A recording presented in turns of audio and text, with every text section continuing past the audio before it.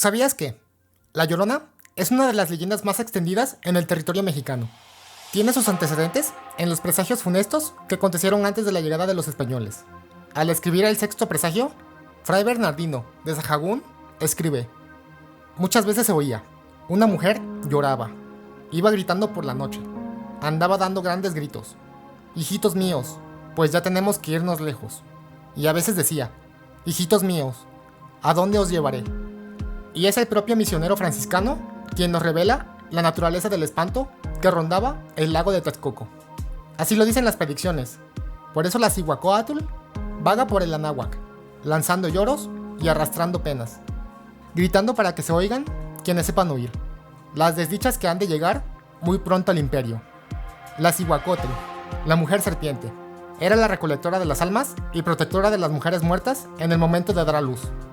De acuerdo con la tradición mexica, las ciguateos bajaban en ciertos días al mundo de los vivos para cazar, al acecho por las noches, a los viajeros solitarios en las cruces de caminos, así como para encantar templos y enfermar especialmente a los niños y jóvenes. En esta descripción hay 3 elementos importantes. 1. La presencia de gritos desgarradores por la noche. 2. La vinculación a los mantos líquidos, es decir, la Cihuacóatl es un personaje asociado a los ríos, arroyos y lagunas. Y 3. La función de acecho que las ciguateteos realizan a los viajeros y niños. Con la llegada de los españoles, la leyenda mexica se aderezó con detalle de ultratumba y en el imaginario popular terminó por convertirse en una figura blanca, aterradora, con el pelo peinado de tal modo que parecía llevar en la frente 2 pequeños cornezuelos, arrastrando o flotando una cauda de tela tan vaporosa que parecía no tocar el suelo, y lanzando en medio de la noche su desgarrador lamento. En 1951, La Llorona hizo su aparición en el barrio bajo de Tustepec. El rumor empezó por el comentario de unos, y pronto se sumaron otras voces que afirmaban haber escuchado su grito, o tener el infortunio de sentir el horror de su presencia. El hecho se repitió tantas veces que en el periódico La Opinión de Tustepec, en septiembre de aquel año, recogió los acontecimientos en sus páginas. Lo mismo en las inmediaciones del Panteón, en el Bajito y en las Plataneras. Por la pista de aterrizaje se le vio o escuchó en varias ocasiones. Entonces, dejó de ser un cuento para espantar a los niños. Los residentes afirmaban que el espectro recorría las calles del barrio y los obligaba a recluirse a primera hora en sus domicilios. El padre Silviano buscó conjurar el mal con sendas misas desde la parroquia, pero no fue suficiente. Francisco Rodríguez Pacheco, cazador. El capitán Luis Rangel Patiño, quien trabajó como piloto en Tustepec entre 1952 y 1954, nos deja una pequeña crónica sobre la afición cinegética del benefactor e hijo predilecto de Tustepec. El señor que organizaba la cacería era de la ciudad de Puebla. Se llamaba Francisco Rodríguez Pacheco. Él fue presidente municipal de su ciudad. Iba acompañado por varios señores relevantes en la política, la industria y el comercio de la ciudad de Puebla. Llegaban a Tustepec y después viajaban en avión los llanos de Osumacinta. Organizaban las cosas y en el primer vuelo se transportaban a los trabajadores, las cocineras y el equipo de seguridad. En el segundo, los víveres, vino y maletas. En el tercero, las armas. Y en el cuarto y quinto, iban los señores cazadores. El último vuelo era para los perros y los señores que atendían a los educados animalitos. De modo que, al terminar el traslado, todos se instalaban en el campamento, usando 2 bodegas del rancho, una adaptada como cocina y otra como dormitorios. Un requisito era que un avión tenía que estar en el sitio. Así lo solicitaba don Francisco. Él tenía la precaución de tener el avión siempre a su disposición en cualquier momento, para atender de inmediato alguna emergencia que se llegara a presentar.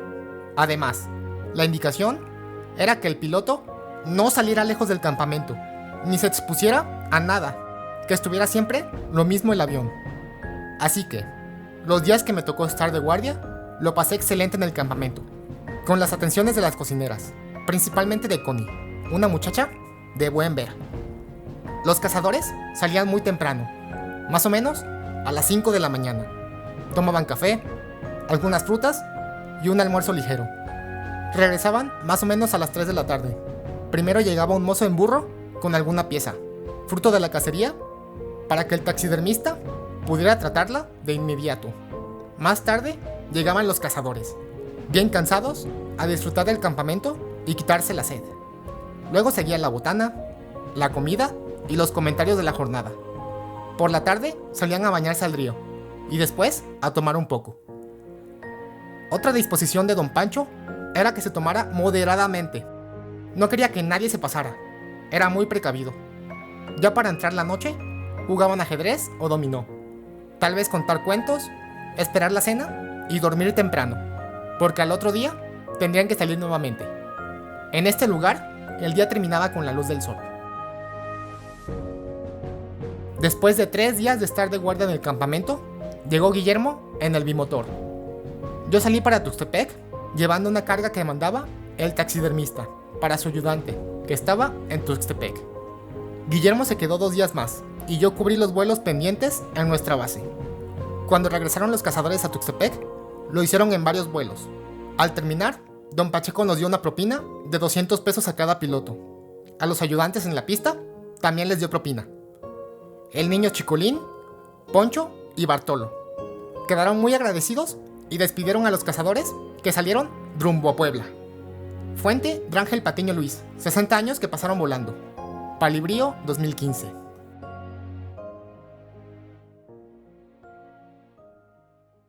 El aeródromo de Tuxtepec. En la porción posterior del panteón municipal, existió a mediados del siglo pasado una pista de aterrizaje, desde donde daban servicio de carga y pasajeros, avionetas y bimotores, que se dirigían hacia Usila, Valle Nacional, Osumacinta, Teutila, Playa Vicente, Villa Isla y otras localidades del estado de Veracruz. El cronista Ávila Galán así las recuerda. De joven, trabajé en el campo de aviación. La pista iniciaba a un lado del panteón municipal y llegaba casi hasta el paso de San Bartolo. Era emocionante ver despegar a las avionetas, porque aunque larga la extensión del terreno, ponía nerviosa a la gente mirona, que se reunía para ver el despliegue del aparato, y algunos exclamaban: si se demora tantito en volar, se va derechito al río. De lado y lado del campo de aviación, como haciendo valla, habían puros platanares, nada de casas de construcción. Un mar verde circundaba la pista de despliegue y aterrizaje de la avioneta. Así la recuerda el capitán Luis Rangel. En esa pista tenían un Piper PA-20, matrícula XBQOW, un poco descuidado, pero sí daba servicio. También tenían un Fairchild A-24 inoperante y un bimotor Cezanne T-50. Esto en un hangar hecho de troncos y palma. En una esquinita del hangar había una choza, también de palma, que era la casa de Poncho.